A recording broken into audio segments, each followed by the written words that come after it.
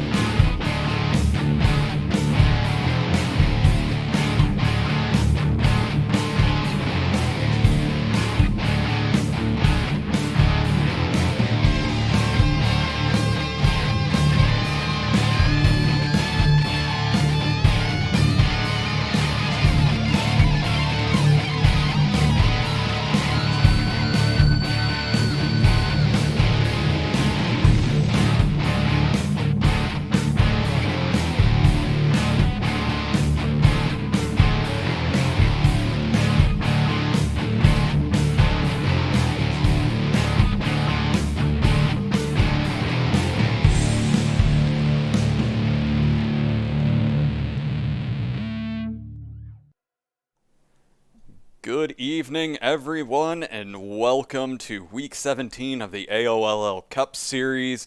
I'm Josh Laston, and I've got Carl Henderson with me tonight, back from vacation. Hey, really excited to be back here. I missed you guys. I guess actually we didn't even call a race last week, but the week before I was already out of town, so really happy to be back. Missed calling races. It's going to be a great one tonight. Charlotte is always entertaining for us, and especially with these guys getting back to these intermediates, this is going to be a great one to watch. Yeah, I really enjoy racing on intermediates at this level. I mean, you've got super speedways are kind of always fun because you never know what's going to happen. Short tracks can be fun, but I always feel like the intermediates where you see things like tire conservation come in. You're going to see a lot of different strategies here tonight. People taking 2 tires, people taking 4 tires, people taking no tires. Depending on when they stop, and I think that's going to be really fun to watch tonight. I think the best thing that we're going to get to see tonight is the multiple grooves of Charlotte, to where we're going to be able to see a lot of door-to-door action and hopefully a nice clean race. But I want to go ahead and take us to, we currently have everyone out on track, and we have Blake Gordon coming in and deciding to give us a little bit of a glitch show right there. Yeah, I think he's maybe trying to show off the fact what we said in the podcast Friday night about, I think it was actually in chat during the podcast, talking about driving backwards to get a pole. Maybe he's showing that he can wreck and get a pole or something. I'm not sure. Well, unfortunately, I'm going to go ahead and bring up the tower here. And, it's back to glitching. Great. Yep. All right. So, right now, as it stands, Joshua Hanner is currently our pole sitter, putting in a 29.92, followed by the newcomer of Chris Passini. Oh, and as I say that, Joe Dinsmore takes over second from him. But we have in third right now Chris Passini, who is a newcomer to the AOLL Cup Series, has run 4 of the Sportsmen, which is where they judge to see if you're a clean enough racer to join the Cup. He actually won 2 of the 4 races that he ran. Yeah, Chris is a really solid driver. He's a closed circuit racing driver, so one of our teammates. Really happy to see him up here in the Cup Series. So he'll be out there tonight on a team with Joshua Hanner and with Larry Patrick, who is actually going to be racing tonight. Looking to see if he can maybe improve on that 3rd place finish he once had. Yeah. But right now, Steve Gottschalk actually just took 3rd from Chris Passini, and those top 4 right now are the only ones that have broken that 30-second barrier, and that's not an easy feat on this track. Yeah, and I'm looking here at Blake Gordon, currently sitting in 7th, which, that's a starting position he's not very familiar with. And I'm looking at, actually, Justin Anderson sitting in 21st right now. Has finished his laps Mike Bass, the last person on the track, about to set his final lap here.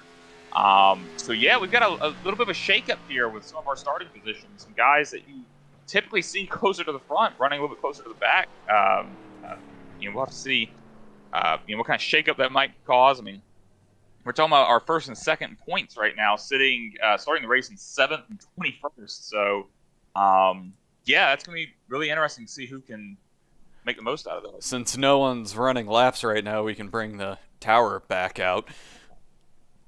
But right now, we're sitting with Josh Hanner in first, Joe Dinsmore second, Steve Gottschalk third, Chris Passini fourth, Kevin Pearson in fifth, Adam Wood in sixth, Blake Gordon, I was about to call him John because fortunately we don't have John tonight.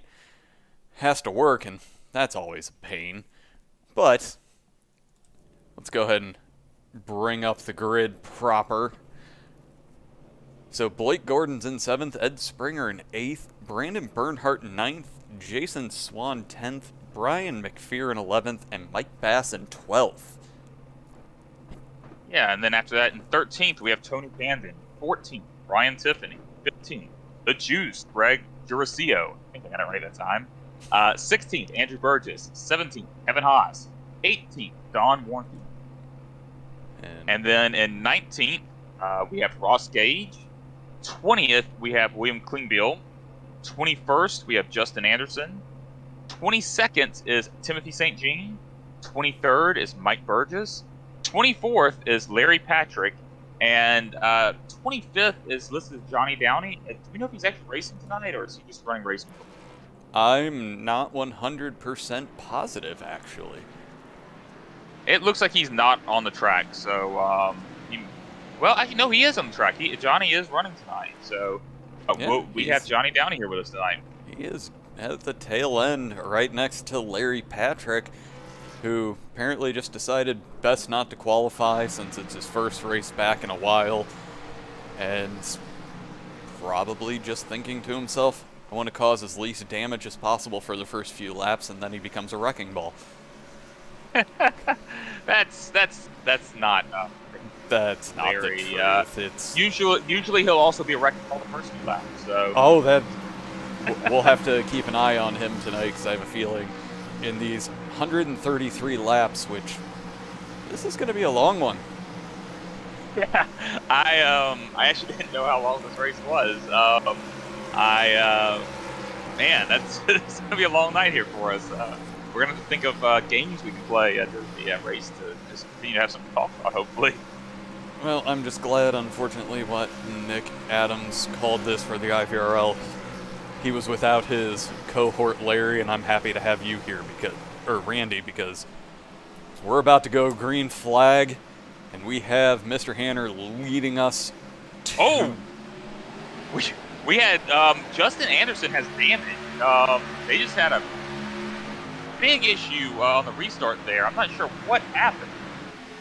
As Justin looked like he was dropping back as Joshua Hanner gets a good jump and is pulling along Steve Gottschalk on that low line. If these guys can actually form up a little bit, they should be able to make some good passes going into the front stretch as Steve does get his way around.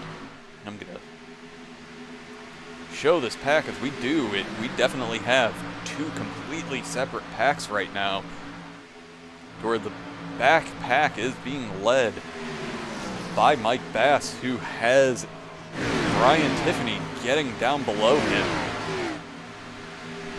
and getting the pass done, and these guys look like they're going to fight to get themselves back up to the main pack, as they have seemingly decided to make their way to single file.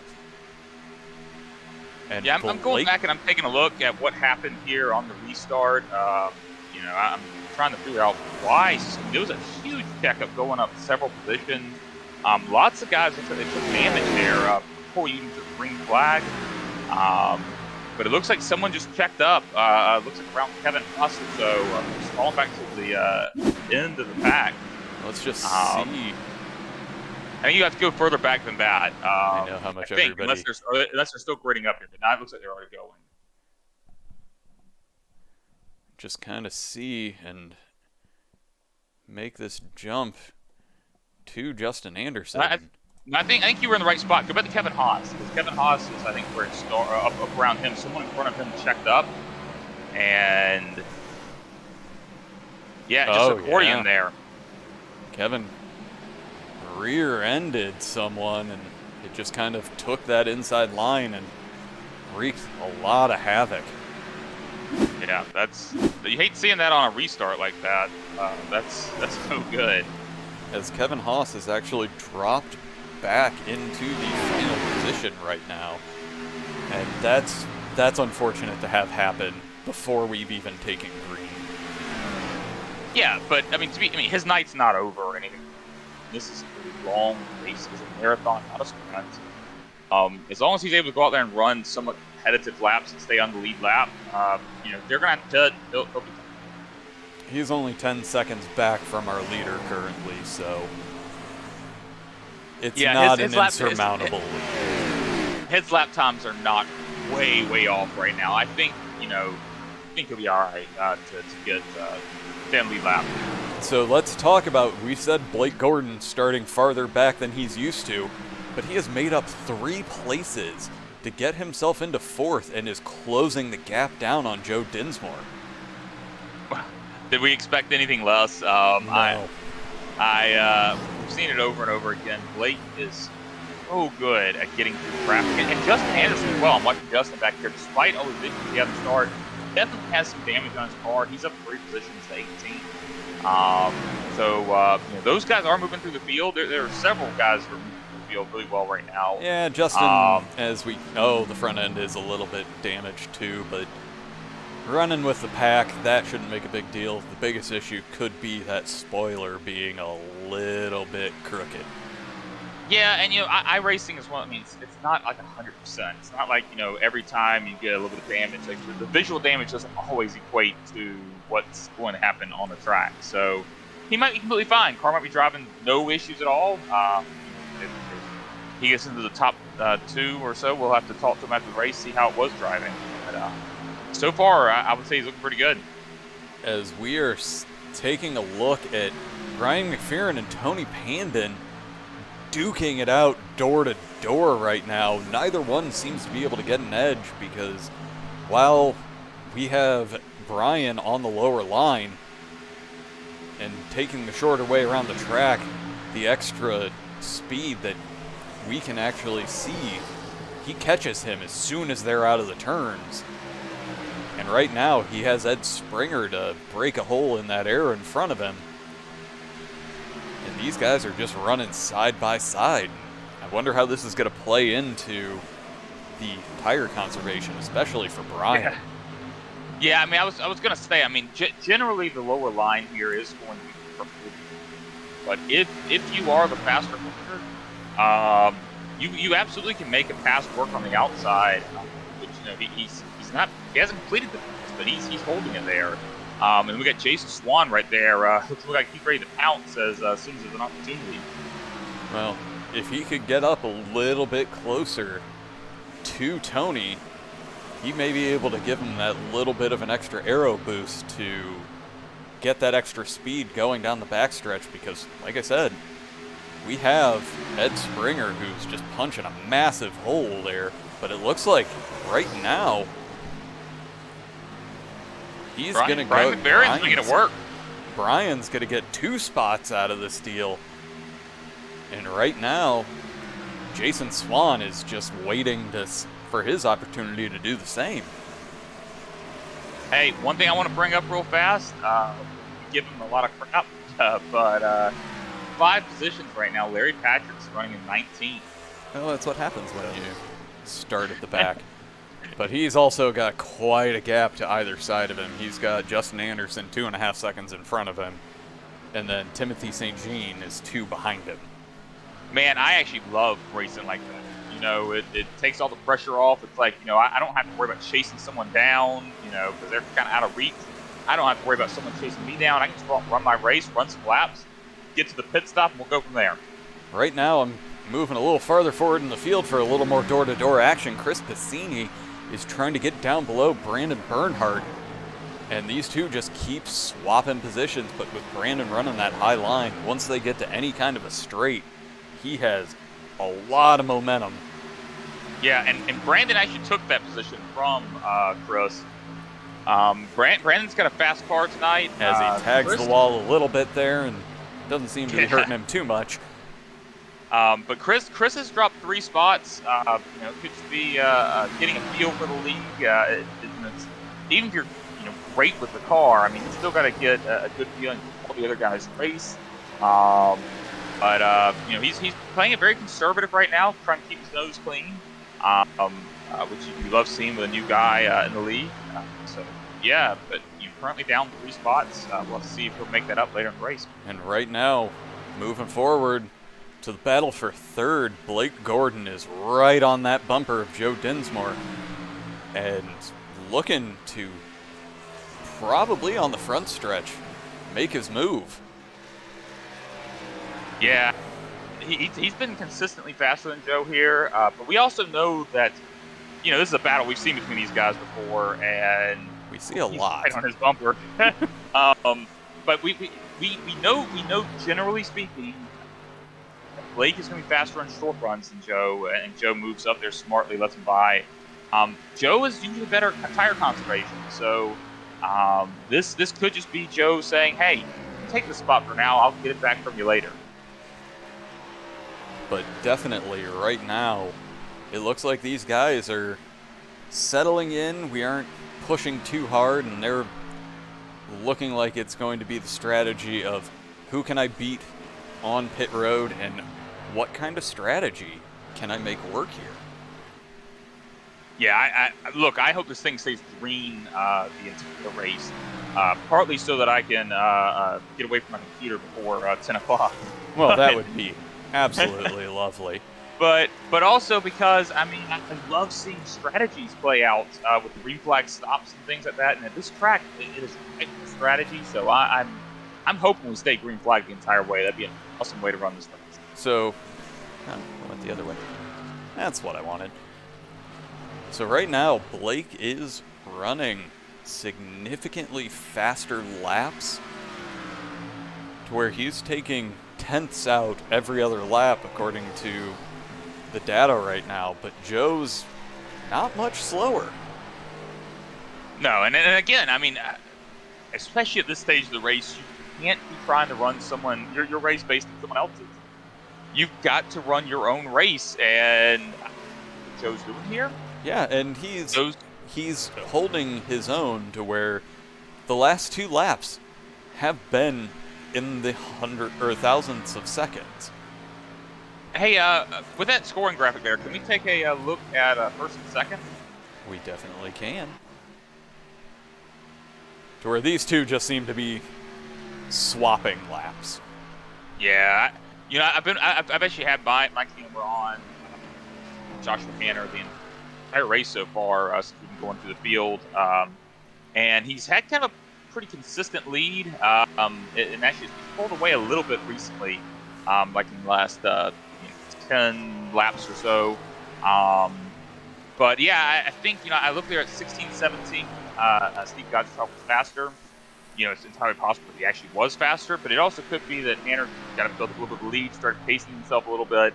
But they've been right there together the entire time. It's really, Hanner's not been able to pull away. Well, and we're talking about Josh Hanner, who has won a few races recently, and then Steve Gottschalk, who we've been waiting, knowing that he's one of the veterans. He is strategy, he's calm, he's just waiting for his opportunity right now. Yeah, this isn't a very motion. He's calculated. He typically doesn't overdrive his equipment. So the fact that him running in second right now is what I expect to see all season. I'm waiting for, and seeing him stalk for the lead is exactly what I expected. So I wanted to jump a little bit farther back to this battle with Chris Passini and Brandon Bernhardt. It's kind of settled down just a little bit, but as we see there, Brandon actually ends up a little bit in the wall, coming out of 4, and that'll give Passini just a little bit of a run, and we'll see if he's able to capitalize. Well, hey, a few other guys I want to talk about right around them. Mcferrin just ahead of them. He's up 5 positions, running in 6th. He's a newer guy as well. I think this is probably his 5th race maybe in the Cup Series. So he's running really well tonight. And then I want to talk about Andrew Burgess running in 9th, just behind Chris Passini. He's up 7 spots. He's putting down pretty fast laps right now. He could be a factor. Obviously it seems at this point he's a top 10.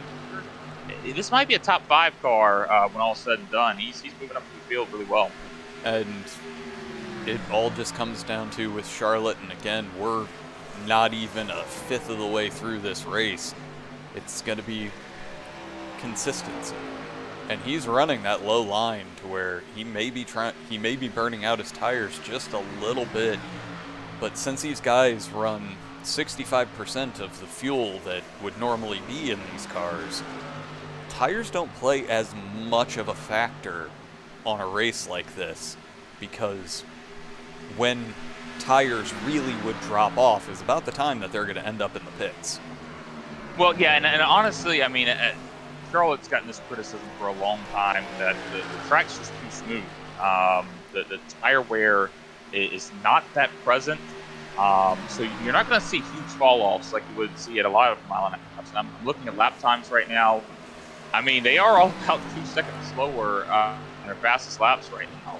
As Andrew does get the job done, and now he's setting his sights on trying to get around Brandon Bernhardt, who, again, is another one of those drivers that we don't really get to talk too much about him running up front, but he's always one of the stronger drivers as he goes to give Andrew just a little bit of a scare coming down on him.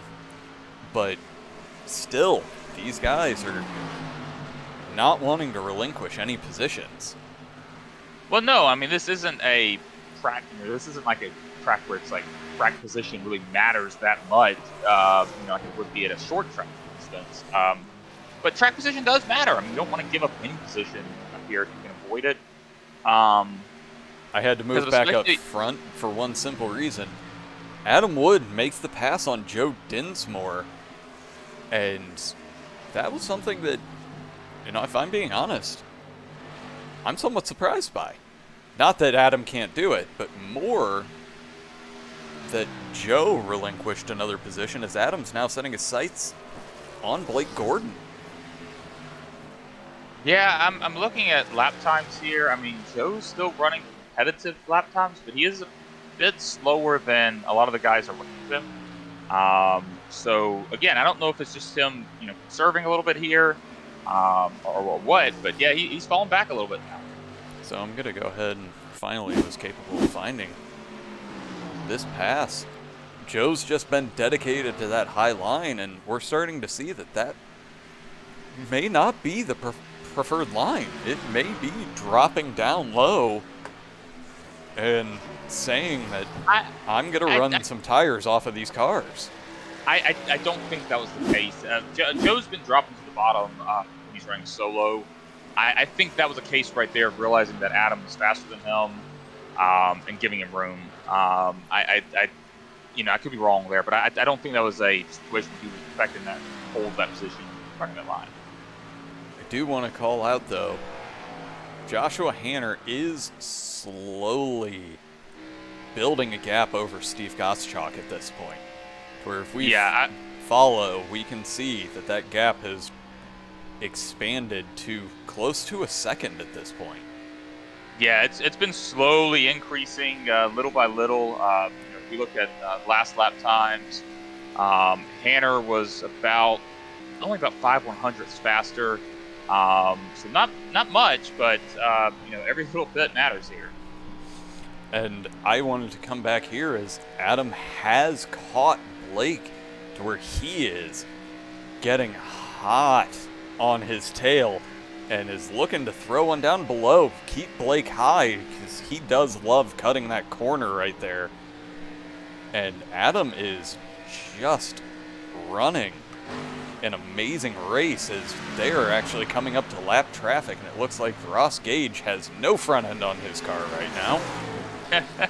So he doesn't have to worry about overheating right now. Yeah, Adam talked about it in the podcast that he ran a lot of laps here in the IBRL and felt like he would be good here. So he's showing it right now. And one thing I want to point out, we got our first guys coming in for green flag pit stops. We had Greg Juracio come in last lap. Kevin Haas came in as well. Greg might be out of the race. We're not taking repairs because he just clicked out. So Greg is out, it looks like. But Kevin Haas is in pit stop right now, and it's currently. Actually, hold on. I'm trying to figure out what's going on here because it's not showing either of them for me now. They might have. Kevin Haas came out of the pits. Okay, yeah, I see it now. Yeah, I can't really focusing on it.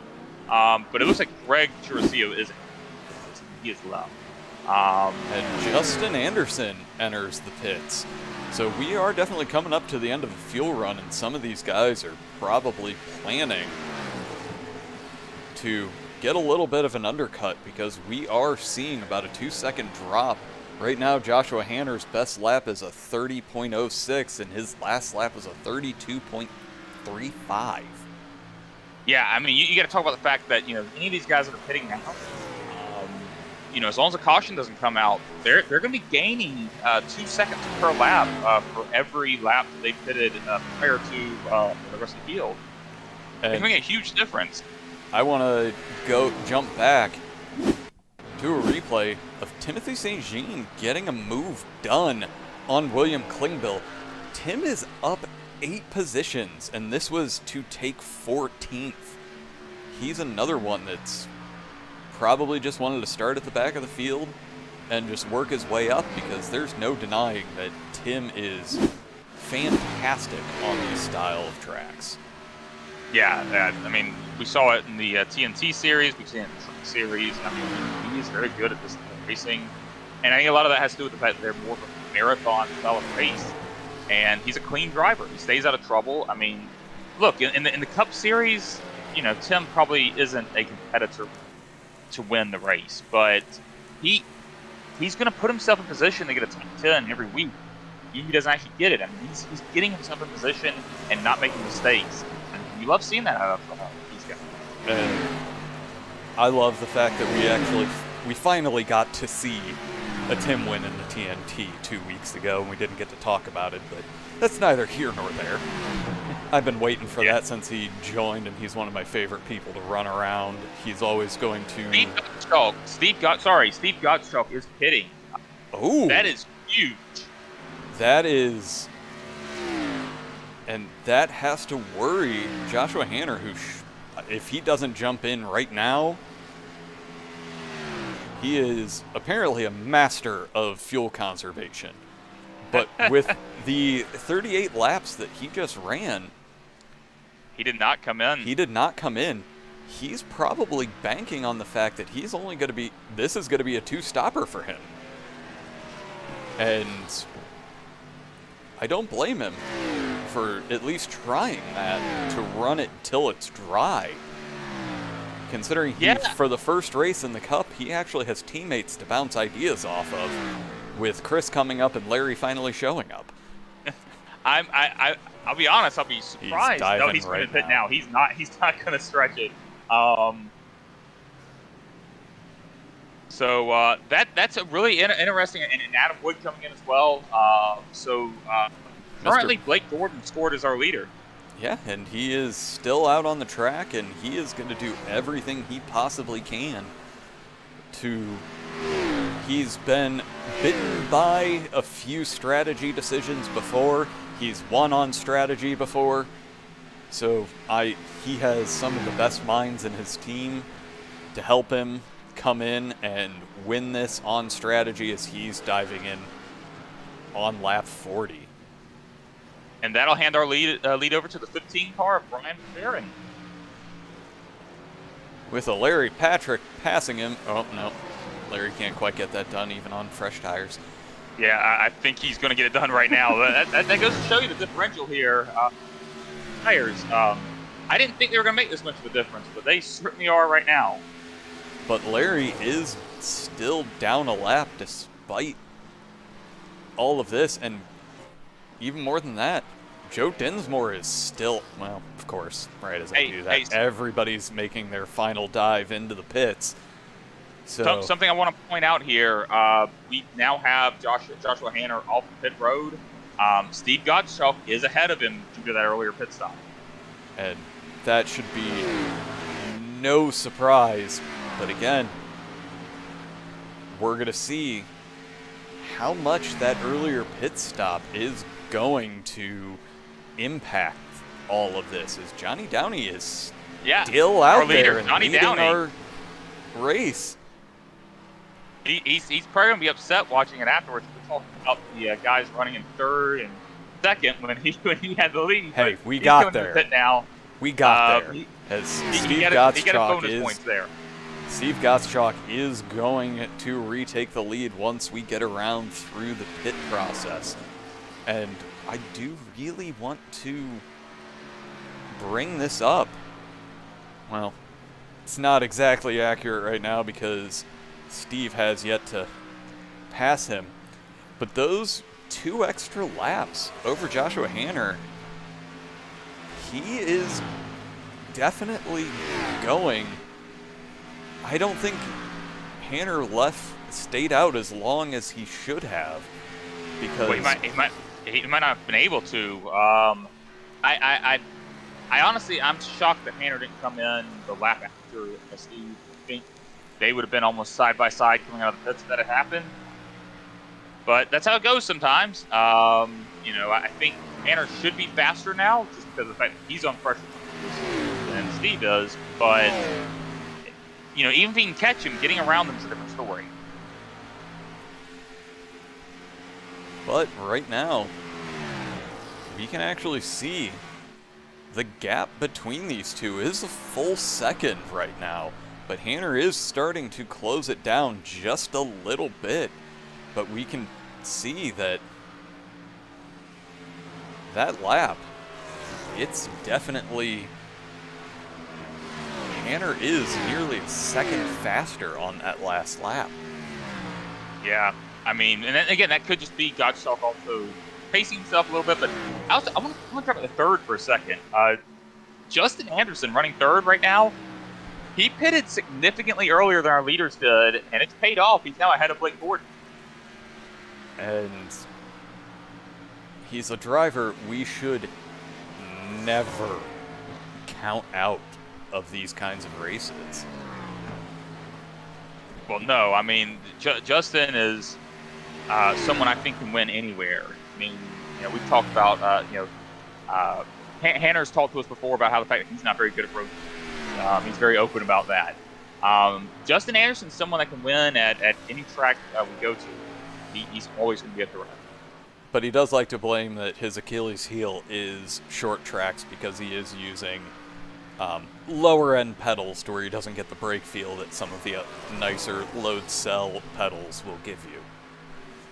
Hey, I want to go back to the lead again because Hanner has massively narrowed that gap. He is driving the wheels off that car right now. I didn't want to move away significantly from this faster, battle. running 0.2 faster. As Blake Gordon is looking like it's not even a challenge at this point, getting around Justin Anderson. Yeah, Blake's tires are 7 laps lower than Justin Anderson's. This is where that strategy bites you a little bit. Justin was able to gain a lot of positions, but he is going to be slower than a lot of the guys later. But right now, this is starting to get heated as Hanner has all but completely closed that down, and he's going to have him coming out of 2 without any kind of an issue. Yeah, again, that's good, clean, respectful racing there. We're at lap 49 of 133. Steve Gottschalk is going to try to lay down a block. That's just giving a guy room and racing clean. Because again, if you're faster than him, you're going to get to take that position back later. Once we get to lap 125, I fully do not expect that to happen. But yeah, I agree with you. I we're talking lap 125. That's a different story altogether. But the fact that we have made it 50 laps into this race without an incident, these guys are trying to show up the TNT after the relative chaos that the second half of the TNT race was. But yeah, these guys... We aren't going to talk about the TNT race. But these guys definitely... Charlotte is... I don't want to say an easy track, but it is one of... Because you said it earlier, this surface, even, 15 years later, is still one of the smoothest tracks on the calendar. Yeah, this isn't like running at Atlanta or Vegas. You're not going to have the huge tire wear there, like here what you would there. But, I mean, look, we've seen, it still makes a big difference. I mean, there are guys that made big moves by pitting early. So I really think that, as long as you can get this race done and the number of stops you want it done, pitting the earliest you can is a huge advantage here. And we're seeing Brian Mcferrin is not happy currently running back where he started in 11th. He is battling for the 5th position. And he is just making up significant time to where his laps, he has been faster on the last 4 of 5 laps, to where I wouldn't be surprised to see a pass going across the stripe this time. Well, hey, just to bring it up again, it could be that let's talk about tires. Andrew Burgess pitted on lap 39. Brian Mcferrin pitted on lap 41. So he's got 2 lap pressure tires.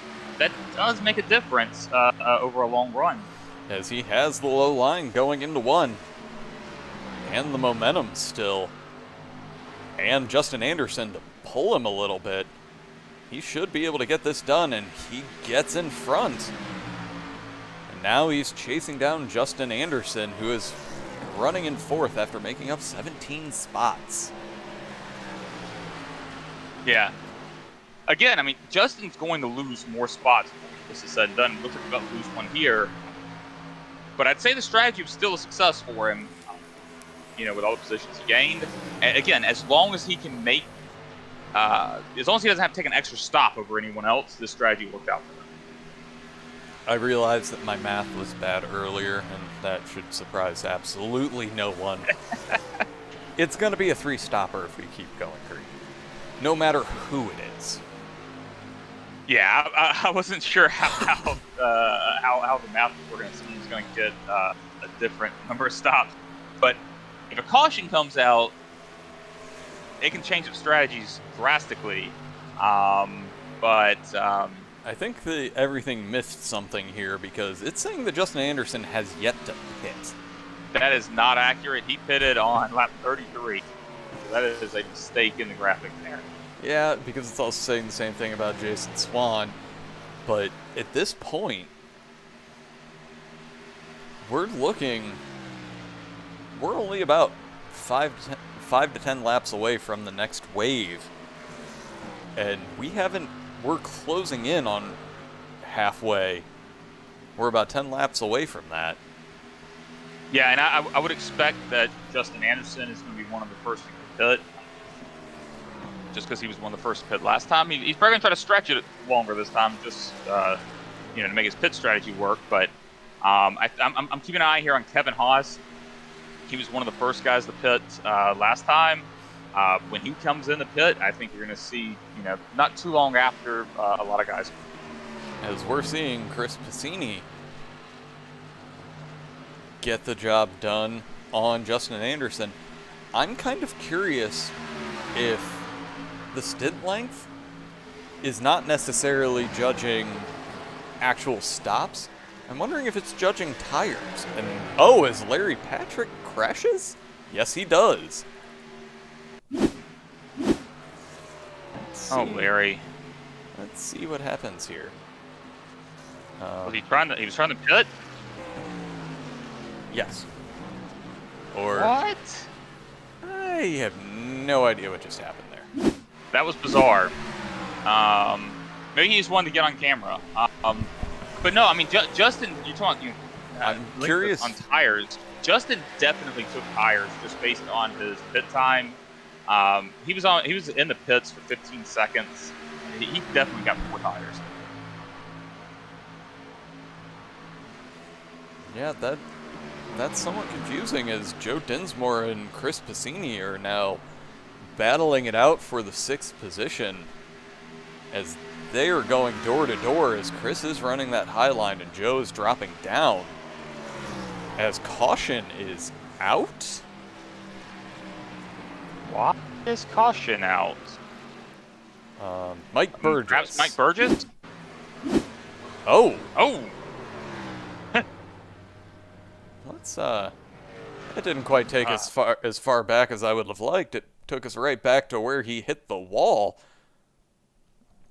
It looks like he hit the wall a couple times. Looks like he got it coming out of 2, and he came back up onto the track. But that is going to throw some strategies out the window. But again, I did say we were coming up to the next pit window. Yeah, that was not good for our leader, Joshua Hanna, who had built up a very large gap. Everybody's going to get tightened up with him now. So really unfortunate. I was actually really looking forward to a Tally Cruise because there's a lot of good racing throughout the field and a lot of interesting strategies. But, yeah, but this is going to make the racing that much more interesting. Bring the field back together. Hopefully we don't get to call out the old adage of cautions breed cautions. Yeah, I certainly hope that's not the case. As we are seeing everybody making the dive down into the pits. So this is, I'm going to go to the overhead. That way we can see who is going to make that race off of pit road work for them. As Steve Gottschalk gets in a little crooked, looks like Mr. Hanner is pretty much the only person that got in there straight, so that should speed up his pit time. But as we're seeing Blake Gordon get an amazing jump off and out of pit lane, he's going to take over 2nd based on purely his pit time. Yeah, I'm looking at pit times now. Hanner actually had a faster pit time today. Again, pit time is somewhat randomized, but also it's based on position you are in your box. But where Blake won big time was on pit lane. He was 43.5 seconds down pit lane, whereas Hanner was a little over 44 seconds. So that's where your difference came in, is actually driving down pit lane. And Blake is absolutely amazing at keeping that speed under control, in that as we see a few guys that decided to stay out get that extra point for a lap led, but they're going to have to drop back to the back of the field. I'm not. Who was that? That was Adam. Yeah, it was Adam. I see now. Okay. So we are, luckily, Charlotte is generally only 4 laps under caution, so we should be 2 to go right now, as everybody, since most everyone was on the lead lap, and it actually looks like after whatever happened to him, Larry Patrick is back out on the track, and there's part of me that kind of wants to ask what happened. Well, hey, that caution came out at a really good time for him, because he could have lost all kinds of positions there, and it minimized the damage. But I'm really excited to see Blake Gordon up here, because now that Steve hasn't been good competition for Joshua, they've been neck and neck all night. But looking at fastest lap times, I mean, Joshua Hanner, Blake Gordon, Steve Gottschalk, those are your top 3 fastest times of the race right there. So having all 3 of these guys together at the front should make for some really exciting racing. First time we've seen Blake Gordon up this. Well, and the biggest thing that we have to watch out for is the difference in driver between Blake and Steve. Steve is very conservative. He's not going to force his hand very much. He's going to beat you on that consistency. Blake, on the other hand, he's an aggressive driver. He wants to win. So I'm waiting to see a lot closer of racing between him and Joshua Hanner. Yeah, I mean, and again, not closer in terms of, Steve Gottschalk up with him, but closer as in, I think Blake Gordon, if he gets in a position where he's on the outside and Hanner's on the inside, like now, Blake's not going to give him much space. He's going to race him tight and aggressive. We're going to have a netcode issue, possibly. Yeah, but I think these 2 guys, Blake and Hanner, they've raced together a good bit now in both the Sportsman Series and the Cup Series here. I think they have mutual respect for each other, so generally race each other really clean. So I'm hopeful that we're going to have some really good, clean racing between these 3. And we get right behind them Brian Mcferrin, he's not laid down a fast lap like they have. He's been competitive. Chris Passini's up there, Andrew Burgess, Justin Anderson, Joe Dinsmore. I mean, there are a lot of guys that still could win this race. Don't think it's just 3 here that have a chance of winning. No, the front of the pack right now is a lot of people that could take this from Hanner, and he's got a teammate up there with him now. His pace car's off, and Josh Hanner goes ahead, gets a jump, gets a good 1-2 car lengths out in front of Blake Gordon, but that opens up enough room to where he can slot in right behind him, as Steve Gottschalk is dealing with Chris Passini on his outside, and he slots in, and I have frozen? Great. All right, Carl, you're going to have to go ahead. Okay, well, I can at least talk through it while we get that figured out. Blake Gordon here is staying really tight. He was right on Josh Hanner's bumper, but Hanner has pulled out to about a car length lead. Right now we have Hanner taking the low line. Blake Gordon's trying to make that high line work. But Joshua Hanner is pulling away here by just a little bit, about a 2 car length lead. Through the field here, Steve Gottschalk's right there, competitive as well. Chris Passini, a couple of car lengths back, and actually caution's out again. I didn't even realize that because I don't have my. I saw a few things right before I crashed. Brandon Bernhardt, Ed Springer, and Kevin Haas, it looks like they may have. Yeah, there's a lot of red there. Let me go back and take a look at what happened there. Give me 2 seconds. I'm going to go ahead and I'm loading up. Thank the Lord for SSDs. Yeah, it looks like Brandon Bernhardt just came to the wall a little bit, and he came down and just a huge incident.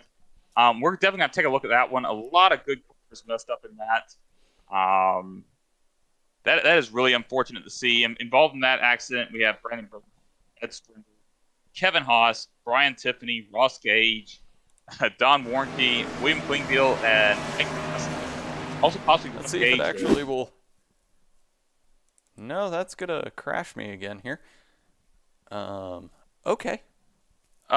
Try making it go live, because it might not be able to go back to a replay before you have the app. Unfortunately. So we won't be able to look at that. Oh, technology. It's lovely. Well, that's the first time we've had that happen, so... And of course it's my machine. Oh, and actually, we just got an update on what happened to Larry Patrick. His battery in his VR headset died. So he jumped off the track to try to avoid taking anyone else out. Well, that's at least a very good reason. Yeah, honestly, I couldn't think of any other reason why he would have done that. So that's a good reason. That's why you should use wired head or VR.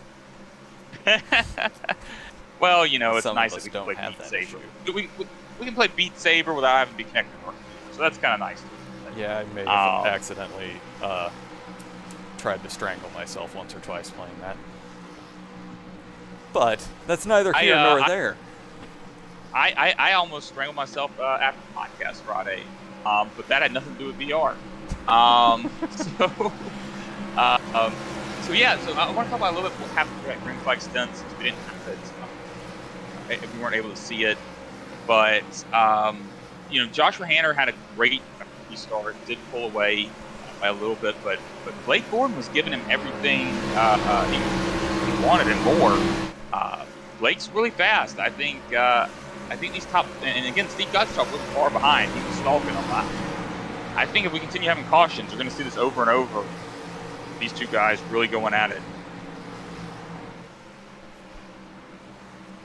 Yeah, and trying to do a quick diagnosis so I can see if anything's going to crash on us again. No idea what happened there. Hey, YOLO. When your CPU's only using 24% of it, and that's the highest, so okay. I mean, look, iRacing.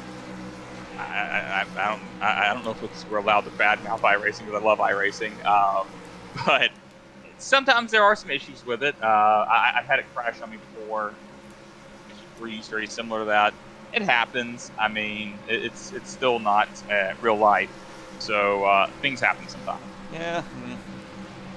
Fortunately, we are in the sim and relying on technology that'll do this occasionally, but we are about to go green, and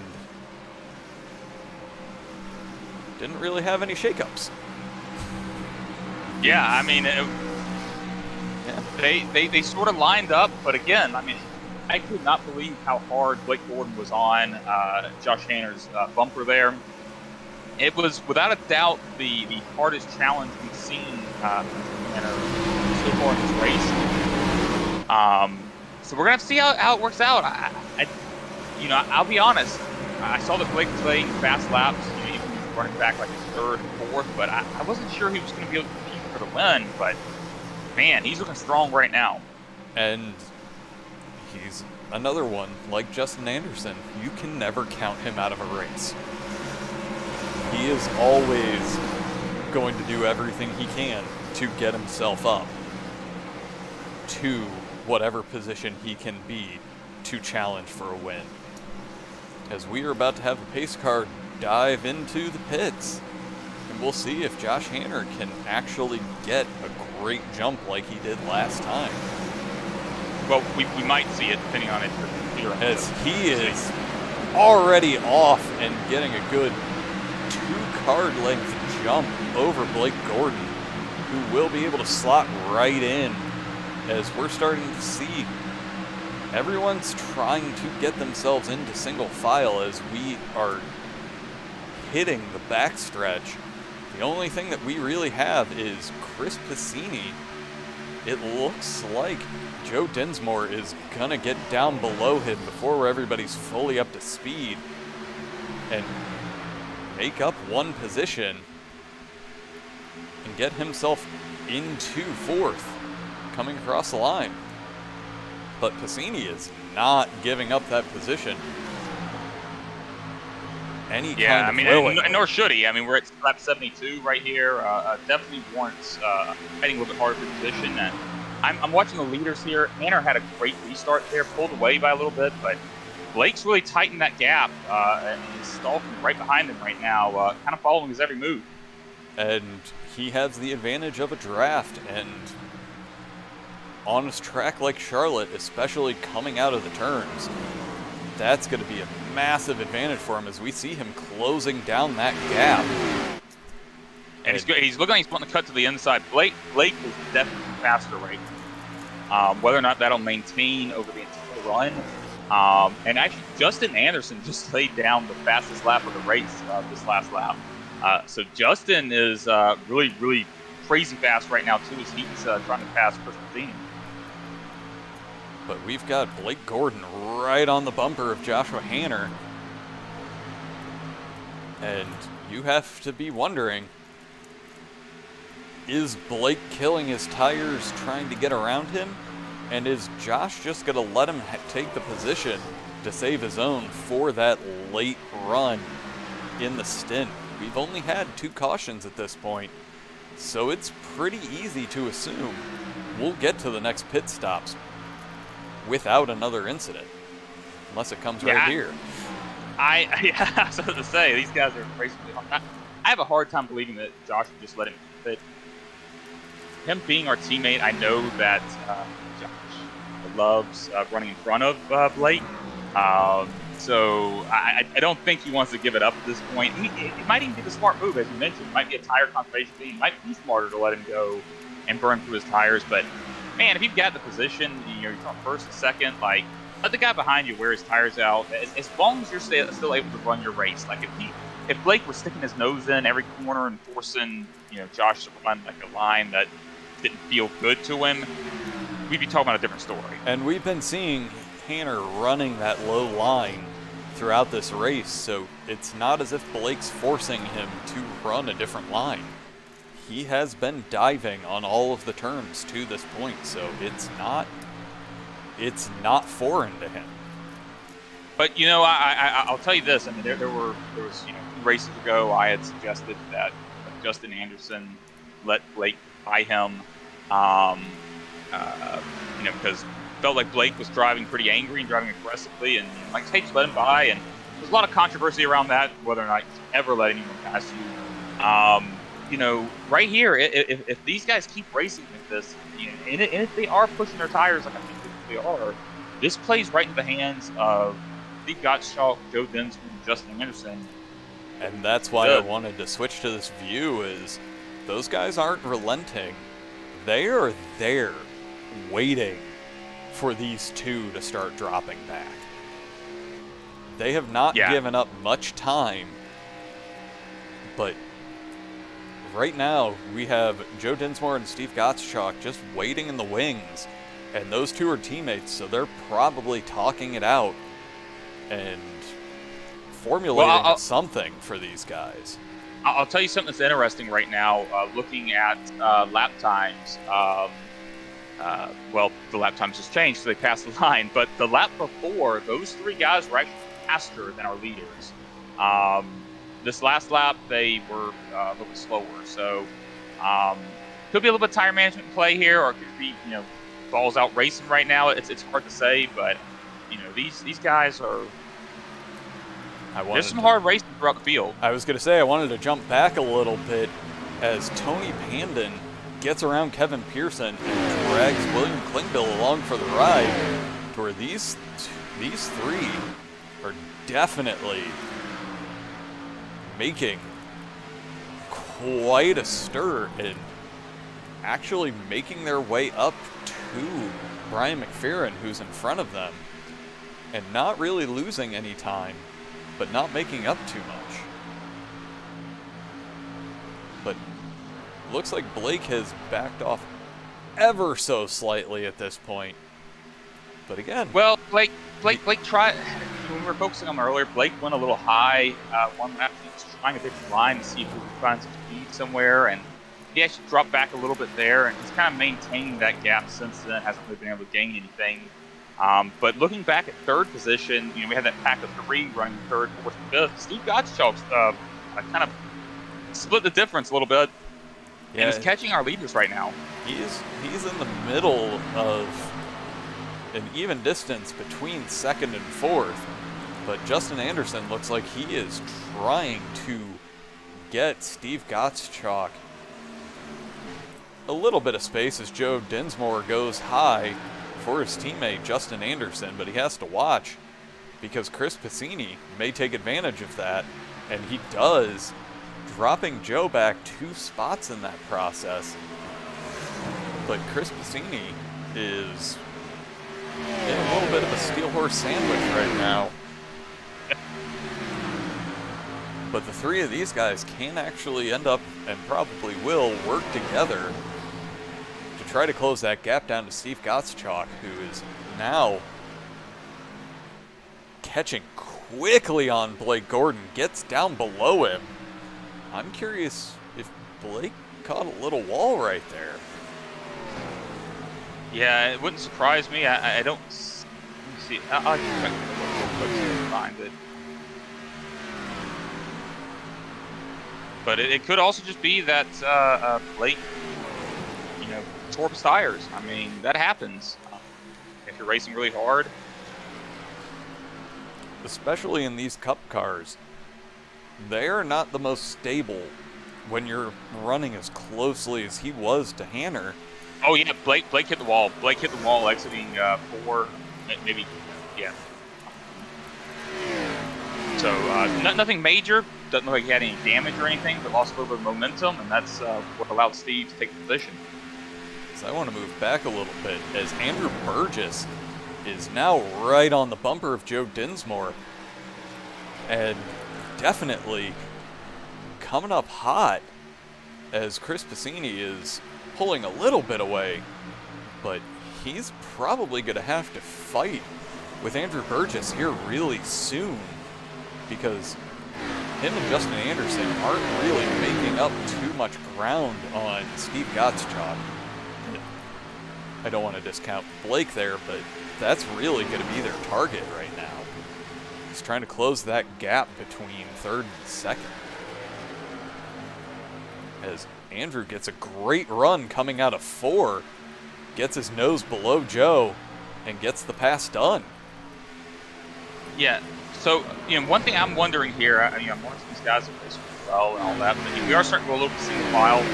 Let's talk pit strategy. So, we figured out what guys can go probably about 40 laps or so on a stint. How long were our first stints? About 40 laps, right? Yes, yeah. And unfortunately this is going to be screwed up from the crash. Yeah. But that means that, our pit window is going to be opening up probably in about 5 laps or so. But, you can also push it longer, see the caution comes out.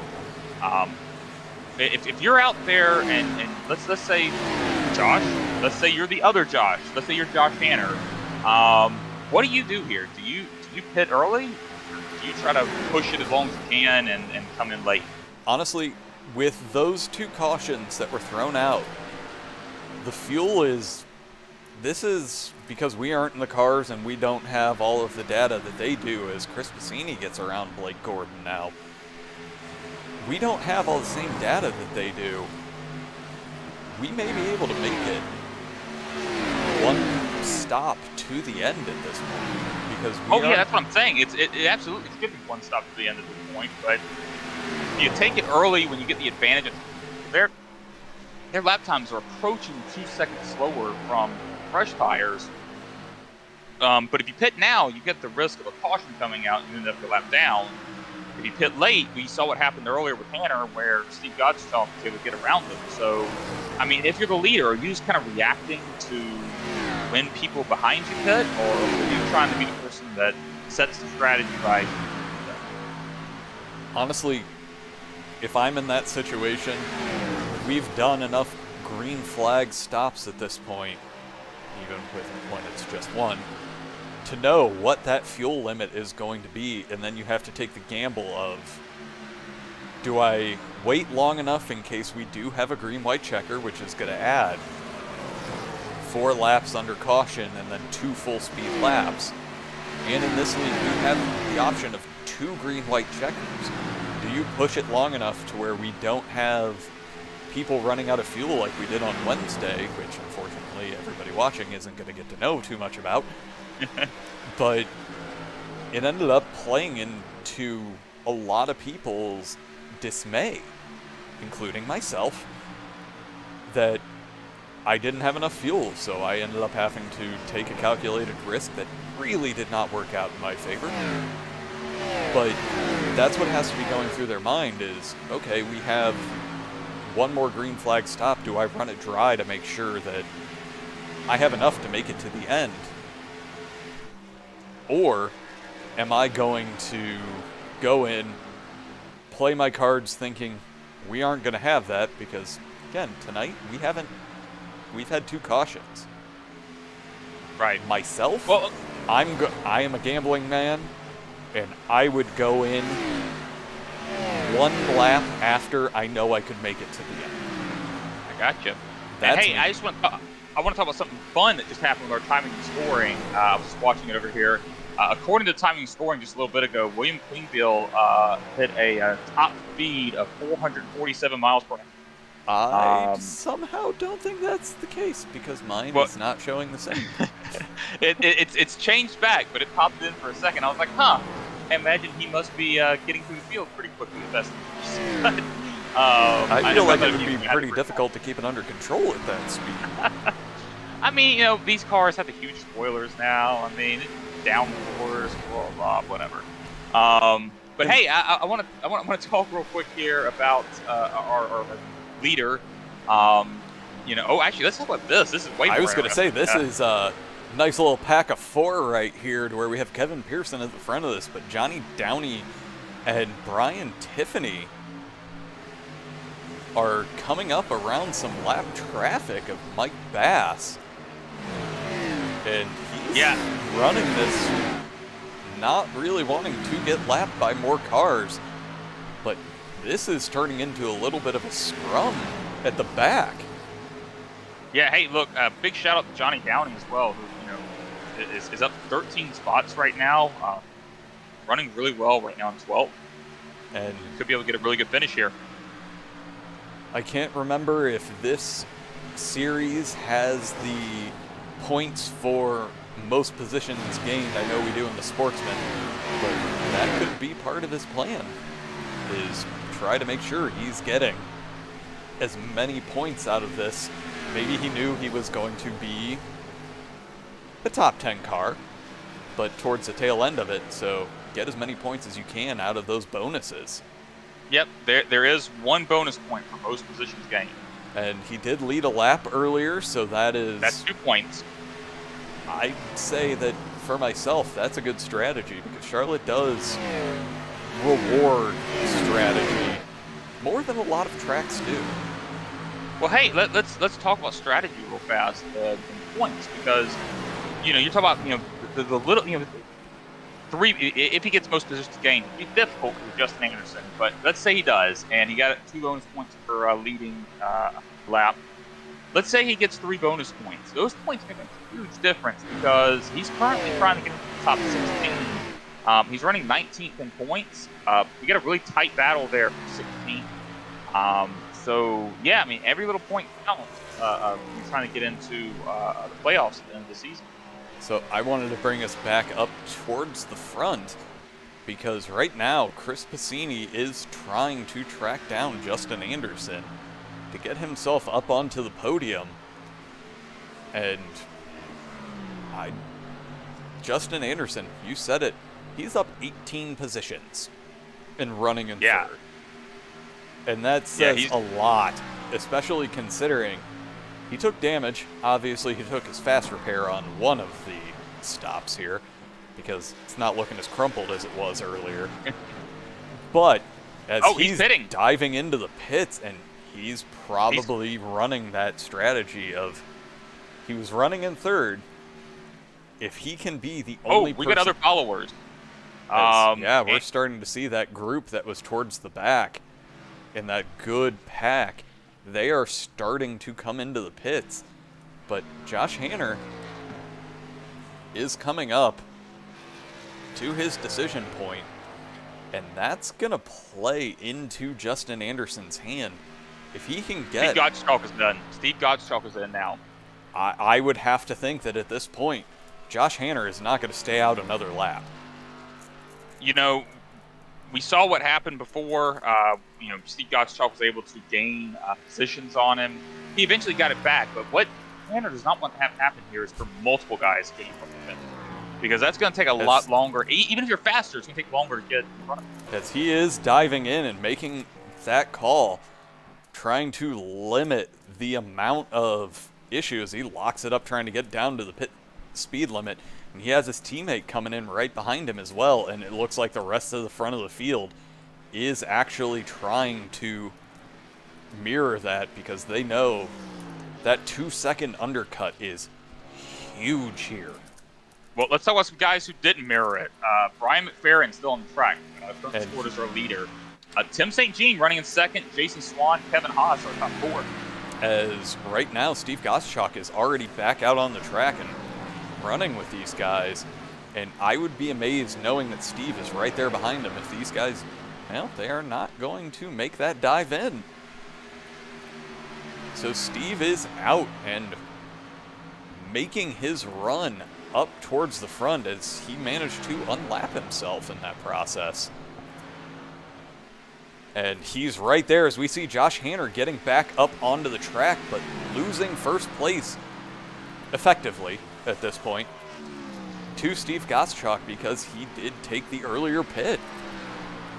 Yeah, it feels like we're watching a replay from a play. This is not a replay. This is just basically the same thing happened. But if it plays out like it did before, Joshua Hanner should be faster right now. But, you know, it's only a 1 lap difference. I'm trying to look here.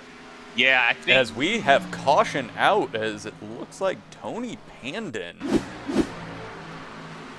ends up getting around and, gets caught up with Kevin Haas.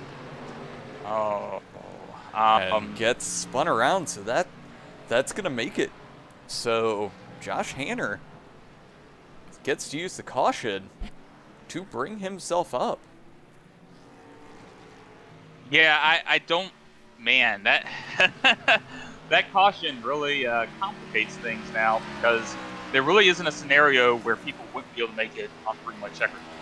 You should be able to save, even if people pitted early, you should be able to save fuel here and be okay. But look, assuming Jason Swan and Kevin Haas pit here, we're currently scored 1-2. Justin Anderson's going to be our leader. This is a guy who's been fast. And sure, he's going to have slightly older tires than these other guys, but I mean, this is going to be tough for Hanner now. I mean, he's again, when these other 2 guys pit, assuming they do, he's going to be running in 4th. It's going to be difficult. I mean, I'm not going to lie. The guy, Hanner's dominated this race, but it is going to be difficult for him to get a win at this point, in my opinion. We're seeing Jason Swan and Kevin Haas both diving off, so Justin Anderson is going to take the lead. Granted, he is coming up behind some lap traffic that will get the wave around before we go green. But this is going to be interesting. And on the bright side, at least the most recent strategy is coming back. So, yeah, right now, with this caution, everyone should be capable of making it to the end. Yeah, I think even without the caution, they'd have been okay to make it to the end. The issue maybe would have been with some of the green-white checkers if that had happened. But everyone should be good now. I can't imagine you're not going to. The guys who pitted early, I imagine they were conserving fuel like crazy just to be sure. But man, that was a Justin caution right there. Yeah, that is going to play into his hand to where that early pit stop, coupled with his general pace, that's which I mean, you know, I say that, and of course he would have had a bigger gap had that caution out. But if the caution had not come out, guys like Steve Gottschalk, Josh Hanner, Blake Gordon would have been able to, you know, move through the field more easily as people single file. But now, I mean, sure, they're all going to be closer with you. You get guys like, again, like Josh Hanner, who are going to be starting on the outside with Steve Gottschalk's going to be on inside, and Blake Gordon right behind Steve Gottschalk. So, I mean, this is going to put a lot of pressure on Hanner right here. He may end up losing positions on this restart. So, if we look at the graphics right now, Justin Anderson came on 99, so did Andrew Burgess, Gottschalk on 100, and Josh Hanner on 101, and Blake came in on 100. So there's, especially since we have been running under caution, tires have cooled down, The only thing that could play into Hanner's hand is, especially at Charlotte, the best laps are going to be your first 3 laps. And those guys already have those laps out of the tire's lifespan. Look. I mean, you hit the nail on the head talking it's cooling down. We've seen that, a 2-lap differential in tires makes a big difference. It is going to make less of a difference. These guys having their just cool down a little bit. It's going to be closer to a even starting point here, in my opinion. I've been proven wrong a lot of times in tire strategy, both as a driver and as a broadcaster. So wouldn't be surprised with me. But I do think that this is going to equalize things out a little bit for guys who hit it earlier versus guys who hit it a lap later. And it could not have played better for them, as I'm kind of curious why we haven't seen the wave around yet at this point. For these cars that are not on the lead lap, though, this could be where they get that past the pace car, but this is... Yep, here we go. Yeah, they've just taken off, so we are 1 to green, and we have everything stacked up. And hey, I want to point out, we talked a lot about Justin East moving up 20 spots and all that, but look at Andrew Burgess there running in second. He's up 14 spots from the start of the race. He's been running I had said it earlier that I think it was him that was talking about that. Said, just looking like a solid top 10 car, may work into a top 5, running in second right now. And there's no denying that he has been strong all night. Yeah, I mean, looking at lap times again. Looking at lap times, he is not, one of the fastest guys out there or anything, but he's been consistently fast. I mean, he's certainly one of the better guys out there. So, yeah, I mean, I think this could be a really solid night for him. As the pace car is about to make the dive into the pits, we are stacked up, but apparently only the first 5 rows are going to be double wide, as Justin Anderson gets a great jump, and Steve Gottschalk is right there with him. As Josh Hanner and Blake Gordon were getting a little close for comfort right there. Yeah, and Andrew Burgess had a pretty poor start there. Hanner tried to jump to the inside of him, and Blake made sure that position wasn't available to him. But Blake is getting down below Steve Gottschalk and setting his sights on Justin Anderson with only 25 laps to go. If we can keep it green, again, one of the things that we constantly talk about is Blake is great at the short and intermediate runs, but he does tend to chew through his tires, trying to get a giant gap to where they can close the field. Are we going to see him be a little more conservative, or is he going to make that massive run to try to get in front and then just defend? So let's drop back to battle for third right now. Yeah, Joshua Hanner here is trying to take this position away from Steve Gottschalk, but of course Gottschalk's fighting for it. We've got 23 laps to go. This isn't the time to make friends out there. No, this is pure battle time. These guys have just been trying to get their positions set so they can make these battles going into the last few laps. But Josh Hanner, unlike Steve Gottschalk, has been running that low line all night.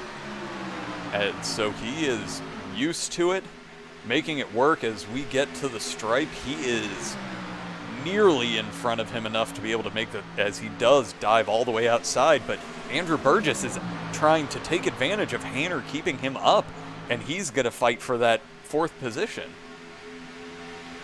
Yeah, that hurt Hanner there. I mean, it took a little bit longer. I'm sure he would have liked to take 3rd position there. A sizable gap between him and the leaders.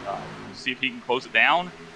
And going to see if Blake Gordon has anything here for Justin Anderson, who, again, I said just before the caution came out, Justin Anderson laid down the fastest lap of the race. As we are seeing these two, we're used to seeing these two battling at the front. And I'm happy to see it again after Blake being on vacation missing a race or two.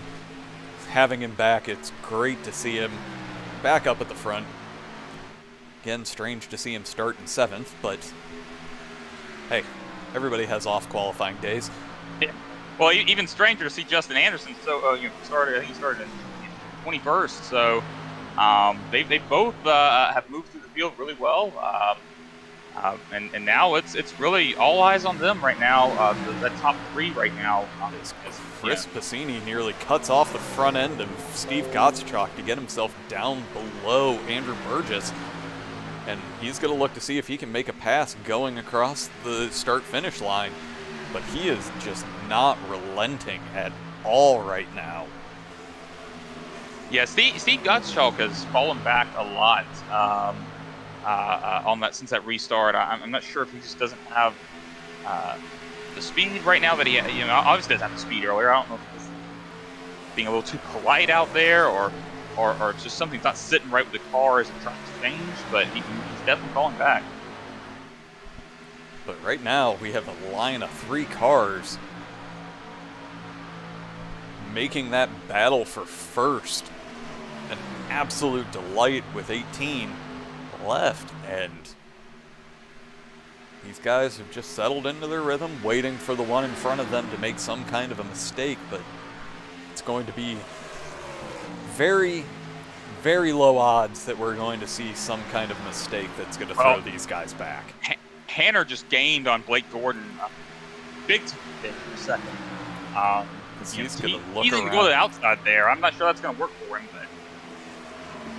Well, but if he had that kind of a run going into the front stretch, he's going to dive down after running a little bit high, see if maybe he can make that low line work. But he is not going to get off of that bumper of Blake Gordon as he dives down, going into 3 and is side by side as they're him having that low line going across the stretches. We see Blake Gordon get a little bit squirrely coming out of 4. And Josh Hanner should have the position coming out of turn 2. Blake I thought nearly tagged the wall there when he got squirrely, but didn't in that case, was able to keep it off the wall. But it is looking like Hanner. I mean, hey, I was supposed to say Hanner's got position. Blake's fighting back harder. Well, but these two fighting have actually somehow managed to where the two of them, in their fight for the speed, have closed down that gap on Justin Anderson to where they are.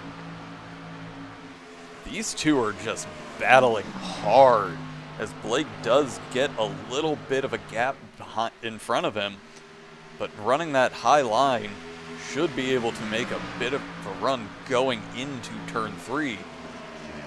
But they're running nearly identical lines through the turns when there's space. These guys are about to give me a heart attack here. This is I think, if you look at a 3-person battle, this few laps ago, I think this is the best battle we've had all season. These guys are just neck and neck and just trading blows. It's been fun to watch.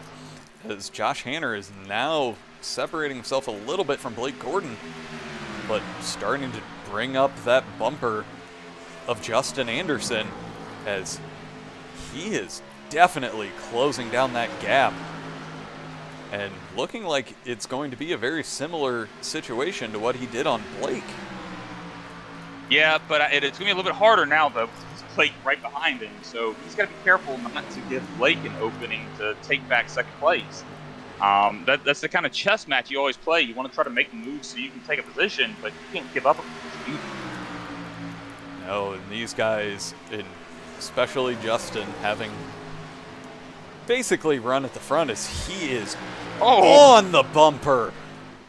Coming out of 4, he does get the low line on Justin Anderson, and going into 1, he should be able to make that move stick. As Justin has an amazing run going through the turn.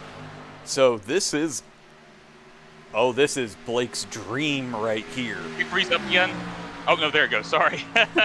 This is Blake's dream, watching these two sit here and be able to run their non-optimal line as Justin Anderson drops back a little bit, giving Hanner the opportunity to get back up and have these guys run their line as Blake is just waiting. As Justin... Hanner's going back low. or sorry, I should say Justin Anderson's going back low here. Ooh, They got real close there. Oh, that was a good thing that Netcode didn't rear its ugly head. But Blake looks like he is probably going to try to get down below Justin going into the front stretch, as he's right there on the bumper. Justin gives him a little bit of room, but not enough. But Blake is down low and should be able to make this pass.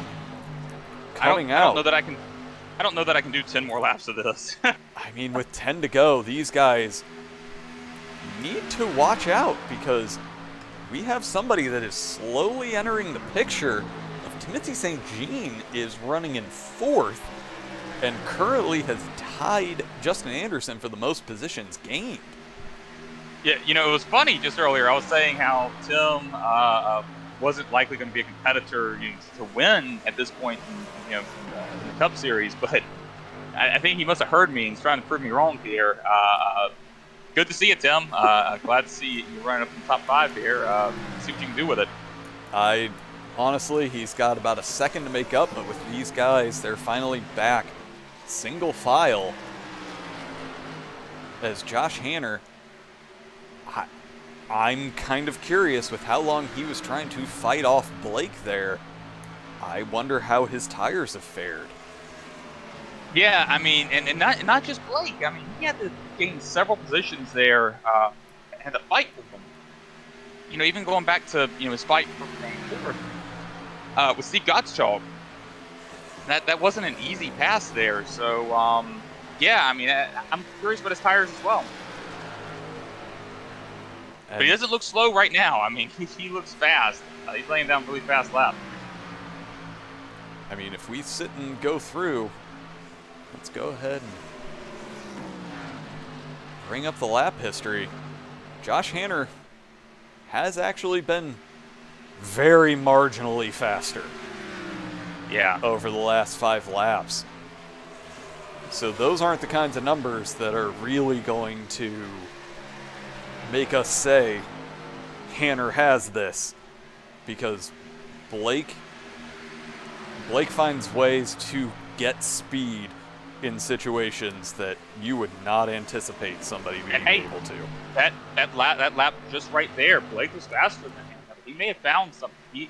He's running a slightly higher line than Hanner, like at least in that turn. Check this turn here. But he may have found something here. But yeah, it looks like he may have entered just a little bit higher than Hanner. But almost identical lines. As we are 5 to go as they cross the line, Hanner dropping all the way down makes it, we've not been able to really see too many passes on the outside. Hanner is just going to defend that low line because he knows if Blake can get a nose under him, it's game over. Yeah, and Blake gained on him there as well. I mean, Blake is faster right now. I mean, I'm looking at the lap times. I mean, he can get him right this way, right there. He is faster right now. It's whether or not he's going to have enough time to get up to him, and when he does, can he make that pass? As Josh Hanner turns in one ever so slightly faster to negate the previous lap plus a little, it's... Oh, this is going to be a nail-biter to the end with the last 4. I don't have any nails left. Chewing or something. I have a cat's nails I could chew if I really wanted to, but I'm going to throw him away from me because he may get thrown in excitement soon. But and once again, Hanner's faster there, so Hanner's he's got a comfortable gap right now. It's not oversell it or anything, but I'd say Hanner's feeling a lot more comfortable right now than he was. He's responding exactly as you would expect. And let's talk about how important it is him leading so much in this race. When we're talking about a points battle here, that he joined the league, joined the Cup Series late. Has run way fewer races than most of these guys, and is trying to make it into that top 16. Winning a race gets you 5 bonus points, so that makes a huge difference. he's got 2 bonus points for leading a lap, 2 bonus points, I would presume, for leading the most laps. So this has been a good night for him, even if he doesn't win the race. No, and right now, we are on the white flag lap, as barring some form of a massive issue, Josh Hanner has this one in hand with Blake Gordon, and no discounting. He has had an amazing race to this point, as has Justin Anderson, to where I think they're just going to nurse it across the line, with Josh Hanner bringing in his 4th win in the AOLL Cup Series. And hey, you talk about those guys having a good race. I want to just give a shout out to the entire series. The Cup Series as a whole, really great racing. You see Blake give Hanner a little bump out of respect there, or anger, but I'm going to assume respect. I would assume the same. But yeah, I mean, this was a great race for the series as a whole. Probably the best race I've seen the Cup Series put together so far. So, as we see teammates driving by each other right there. As that was an absolutely great race. It's great to get that many green flag runs. We got to see a lot of pit stop strategy play in, as we'll let Mr. Hanner burn down the tires in the background as we run through the results. So, in first, Joshua Hanner. Second was Blake Gordon. Third, Justin Anderson. Fourth, Timothy St. Jean. Fifth, Chris Passini in his maiden voyage with the Cup Series. Joe Dinsmore in sixth. Steve Gottschalk 7th. Kevin Haas in 8th. William Klingbill 9th. Jason Swan 10th. Brandon Bernhardt 11th. Johnny Downey 12th. Brian Tiffany 13th, Brian Mcferrin 14th, Andrew Burgess in 15th. I lost myself there. 16th, Adam Wood. 17th, Tony Pandon. 18th, Kevin Pearson. 19th, Ed Springer. 20th, Ross Gage. 21st, Mike Bass. 22nd, Don Warnke. 23rd, Mike Burgess. 24th, Larry Patrick. And 25th, The Juice. All right. Well, how about we pull our winner in? That sounds fantastic. Hey, Hanner, it's Carl and Josh in the booth. Get a copy? Yes, sir. I got you. Hey, man. Another great run for you tonight. We've seen you win. This is now your 4th win in the Cup Series, but this is really the first one, I think, really in this dominant of a fashion. How's it feel just to come out and dominate this race like you did? That is a pretty big surprise, to be 100% honest. I mean, everybody's so good at Charlotte, right? And I didn't practice a whole lot. I think I ran 10 laps this morning, and then whatever I got right before the race. It just worked for me. I love racing at this track, so I did not expect that. It was a total surprise to me. So those last few laps, were you guys trying to conserve, or was it just all-out war? When we were battling for the lead, for me, it was all-out war. I don't know what was going through Justin and Blake's mind. I was just trying really hard to get underneath them or beside them or whatever I could do. Blake ran me pretty hard. Justin ran me hard. I mean, they kept me honest for sure. But once I got to the lead, I just kind of tried to manage the gap to Blake. I wasn't really pushing it. I think I had a 0.3 of a second lead, so I just tried to keep him there, not let him get closer, and not really pull away. Yeah, so I want to talk to you about pit stops, because we saw, the first green flag stop.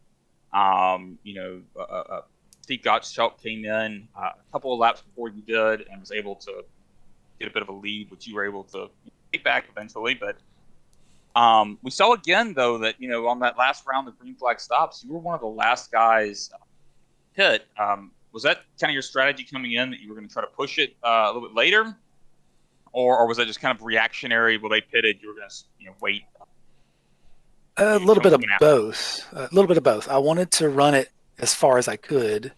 That last run, my plan was actually to pit on lap 105, and then everybody started coming, and I decided I just can't give up that much time, so I went ahead and came down, because even one lap on tires is just a huge difference. So I wanted to be the one with the freshest tires. They got me, coming out of pit road, and Justin had a humongous gap after. I don't know that I would have caught him if it had stayed green. So I think he made the right call for sure had we not got that caution. Yeah, I actually called that caution a Justin caution for a variety of reasons. I felt like they're having the tires cool down would be beneficial to him, but I didn't really see how big the gap was. But if he did have a big gap built up, then I guess that definitely did hurt him. Yeah, I believe it was a 4-second gap when I came off pit road, and I definitely wanted to overcome that. And even when the caution came out, I didn't think I would. Those guys are so good, and they race you so hard and clean. I thought there was no way I was going to get them. The tires had cooled off and evened out. So that was just a really, really fun battle. I enjoyed the hell out of that. So, hey, I want to just really quickly mention, we mentioned this is your fourth win. That now ties you with Justin Anderson for second most in the league series, 4 wins. Blake Gordon has 5. Next up, it looks like where are we at next week? We're at this. I was gonna say, so we're at Sonoma. No, it's Texas next week. So that's another mile and a half. Tanner, how do you feel at Texas? I really like Texas too. That's a really difficult track, much different than Charlotte, even though they look the same. The way the corners flatten out coming out, I think it's going to be another tire management handling race. So we'll see how that works out. No, just have to give you a hearty congratulations on the 4th win of the season, and can't say anything more than that. It was yours to lose with how many laps you led, and great job. I appreciate it, and 4 wins, it's a shock. I didn't think I would come into the league and be this competitive. There's a lot of good guys in this league, so to have this many so soon, that's pretty crazy. All right. Well, hey, thank you again for talking with us, and we'll maybe see if we'll talk to you next week. I'm sure we'll be talking in team chat. Thanks for having me, guys. Yep. Later. All right, so that was Josh Hanner. How about we bring in Blake Gordon, our second place finisher? I'm ready to chat with him. It's been a while. Blake, it's Josh and Carl in the booth. You got a copy? Yep. How's it going tonight? Hey, it's going great for us. That was a crazy freaking race. Lots of good racing. Obviously, I'm sure you would have loved to have had the win. How'd you feel about the finish there? It was good. I'll take P2 at Charlotte. It was clear to me after that first run that Hanner was the guy to beat tonight. I told him after he, crossed the finish line to win the race. I've never been more bamboozled at how a guy can be that much faster. So 1 and 2, I felt pretty on par with everyone in the field tonight. 3 and 4, man, I don't know what he had going on, but just the way he was able to get to the bottom, get the car to actually rotate through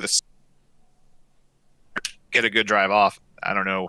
I guess you guys just lost me there for a second, but the way he was able to come off the corner and get the car to actually pick up speed through the center, I was just blown away. I was trying everything. I was making lots of adjustments, trying to figure it out. Couldn't do it. So finishing second tonight, that feels like a win to me. So I'll take it. Congratulations to him. I have to ask. We saw you qualify in a position that we don't normally see you in. What happened tonight?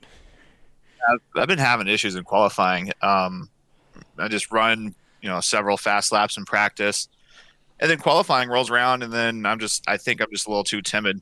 I'd rather qualify, 7th, 6th, at least somewhere up there, instead of push too much to the corner, hit the wall, lose my fast lap, and then have a terrible second lap. So I think I was just too timid through 1 and 2. It's almost flat out. I didn't quite get there. Maybe I didn't have enough speed coming off 4 on the outlap, but yeah. I'm glad I was able to rebound though. I mean, it was a fantastic run through the field. It was actually very entertaining to watch. Picked up some spots through the pit stops, which was interesting. I don't remember how I managed to pick those up, but then there was a run at the end. Made a few passes right at one of the restarts. When I was running behind Hanner, trying to figure out what it could be that he's doing different, I ended up smacking the wall, lost a few spots. The caution came out late, as we usually see, a late race yellow that kind of changes things up a little bit. Was able to get a good restart and kind of get up through there. And then I'm like, okay, Justin's been telling me all week he hates Charlotte, how much he's not looking forward to it. Here we are running 1-2 again like clockwork. So, yeah, it was fun. It was a good challenging race tonight. After missing you from a few vacation weeks, it was great to see you back out there and battling. That was the first night back in the Cup car since whatever our last race was before I went away. Dover. No, I wasn't at Dover. Darlington. Wow, yeah. That was my last race, was Darlington on May 9th. And then I haven't been in the Cup car since then. So Blake, I've got to ask you. I mean, this is not, about this, about your race specifically, but I know, you're a league admin. You've been, in post-race interviews before, you've been critical of the field at times. There's been cautions in the race and that sort of thing, but this was a really clean race.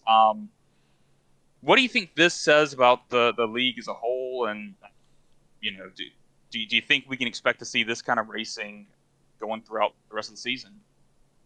I'm going to kind of dance around this question.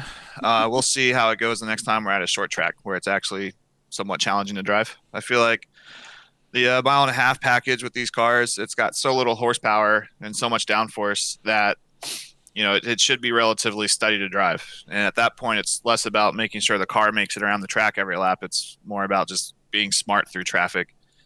If we can figure it out on short tracks where you're on the brakes more, cars loose off the corners more, then I'll be like, yeah, we're moving in the right direction. But this is how it should be going for 1.5 miles. So speaking of 1.5 miles, we're off to Texas next week. Where should we be expecting you? It's not my favorite 1.5 miles since the reconfiguration. I was very disappointed what they did to turn 1 and 2. Turn 1 and 2 just feels awful to me now. But 3 and 4 is okay. I think last time we ran there, I was pretty consistent, like top 2, top 3. But we've added some really fast guys since then. So I would be hoping to at least be up near the front, top 5, top 6. I'll be happy with that. But I just got to put some time in this week. Probably on my own outside. I can never make the Thursday Cup practice after TNT. So I just got to put some time in, figure it out, and then it should be a good race. I'm definitely looking forward to it. And again, great job making up the positions after qualifying and getting yourself into second. Thank you. Yeah, it was. It's fun. Glad I was able to get back up there and get towards the front, at least close to the lead. There was no way I was going to get around Hanner. That's for sure. All right. Well, hey, thank you for talking with us tonight, Blake, and hopefully we'll talk with you again next week. All righty. Yeah, hopefully. So I'll catch you guys next week. Thanks again for the broadcast tonight. All right. Thanks, Blake. See ya.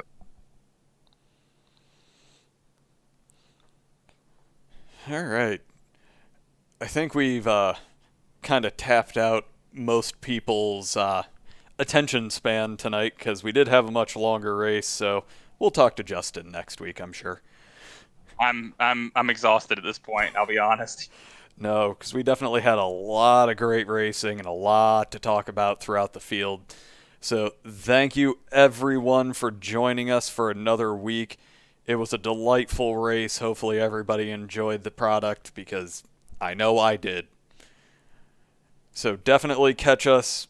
We will be at... I cannot remember where the IVRL is this week because I remember they're going to a different track than normal, but it will, or outside of the Cup. I do believe they're at Nashville. The Nashville, Super Speedway. no, not the Super Speedway. They're at the fairgrounds. So Oh, Nashville Fairgrounds. Okay. short track. On Tuesday, the race will be starting at 7. The broadcast will start a little bit before that point. Wednesday, hopefully we will be back with the Sportsman. And, God, I am so off today. It was a long broadcast. Thursday TNT, Friday we'll have the podcast. So, looking forward to being able to talk to everyone. So thank you very much again from Ghostfire Media, and we will catch you at some point next week. Thanks, everyone.